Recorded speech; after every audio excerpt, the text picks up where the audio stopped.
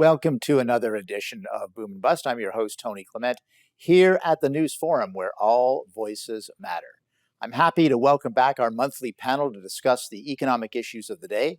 Please welcome the Honorable Joe Oliver, former Canadian Finance Minister and Natural Resources Minister, Sandra Pupatello, former Economic Development and Trade Minister for Ontario, and the Honorable Gary Mar, a former Alberta Cabinet Minister and also Alberta agent in Washington, D.C. and Asia. He's now head of the Canada West Foundation. Welcome to all of you. Thank you. Great to hear. We recently had a cabinet shuffle, which of course is really big news on the political side of discourse in Ottawa. But I wanted to focus in on the economy a little bit, because there has been some talk that this shuffle is all about the economy. And I'd love to get your reactions to that. Maybe starting, Joe, as a former federal cabinet minister yourself, what was your take? Well, it wasn't about the economy. It sounded a little more like shuffling chairs on the Titanic. The key economic portfolios are resting with the people who had them before, which is Chrystia Freeland, Minister of Finance, and Philippe Champagne, who's the Minister of Science, Technology, and Innovation. And innovation. That's right. And of course, the Prime Minister himself and the PMO who are driving fiscal and economic policy. And in that regard, there really is no indication of a fundamental change.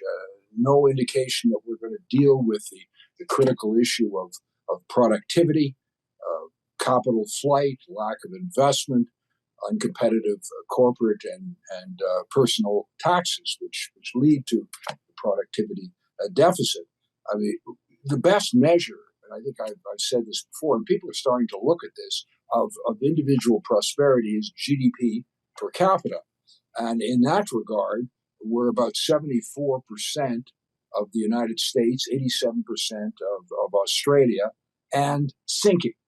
And, I mentioned a number of times, and others have come to the same conclusion, that the OECD predicts that we're going to be the worst among all the OECD countries, the 38 wealthiest countries in the world, over the next 20 years and then the next 40 years. We're in decline, and that decline is continuing. And I don't see that the cabinet shuffle, while it got rid of some deadwood for sure, is really addressing those fundamental economic issues. Sandra, what's your take on things? Well, we know we're about a year and a half away from the election.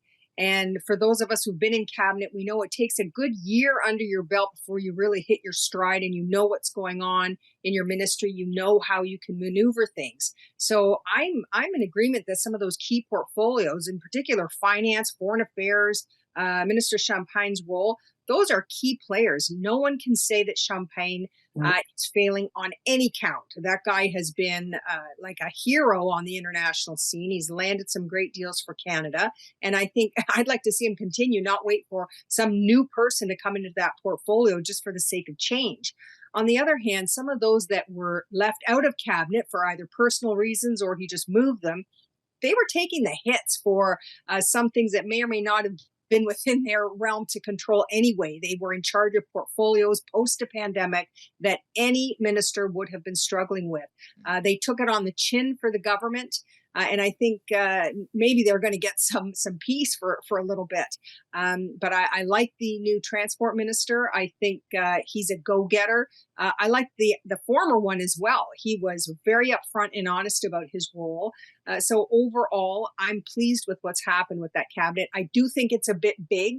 If you've ever been in some of those rooms, I don't know where they all sit for one meeting, if they have to have their meetings kind of in sections, because a room, you can't possibly have 39 ministers plus the requisite staff and bureaucrats in the same room and have a functioning cabinet, in my view.